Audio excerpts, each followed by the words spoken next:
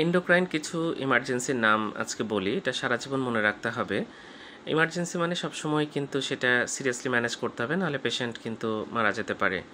সবচেয়ে বেশি common hypoglycaemia, অর্থাৎ ব্লাড সুগার যদি খুব নিচে নেমে যায় তাহলে এটা একটা ইমার্জেন্সি।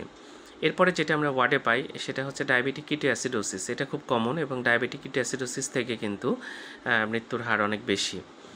তারপরে যেটা পাই সেটা হচ্ছে আমরা মিক্সিডিমা কমা, অর্থাৎ হাইপোথাইরয়েড থেকে কিন্তু কমাতে চলে যেতে পারে এবং পেশেন্টের অবস্থা বেশ খারাপ হয়ে যেতে পারে, সেটা মিক্সিডিমা কমা বলি। এটাও কিন্তু ইমার্জেন্সি। এরপর থাইরোটক্সিক ক্রাইসিস, এটাও কিন্তু ইমার্জেন্সি। থাইরোটক্সিক ক্রাইসিস কিন্তু এটা পাওয়া যায়, যদিও খুব বেশি কমন না, কিন্তু এন্ডোক্রাইনোলজিস্ট তারা এটা ফেস করেন। থাইরোটক্সিক ক্রাইসিস কিন্তু একটা আমাদের আমাদের এন্ডোক্রাইন ইমার্জেন্সি। এরপরে আসে অ্যাডিসোনিয়ান ক্রাইসিস। এটা কিন্তু মাঝে মাঝে আমরা ওয়ার্ডে দেখেছি, অ্যাডিসোনিয়ান ক্রাইসিসের রোগী পাওয়া যায়।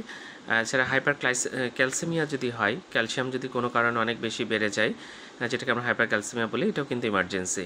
তো যাই হোক, এরকম হলে খুব দ্রুত হাসপাতালে ভর্তি করতে হবে, নাহলে কিন্তু পেশেন্টের প্রাণহানি ঘটতে পারে।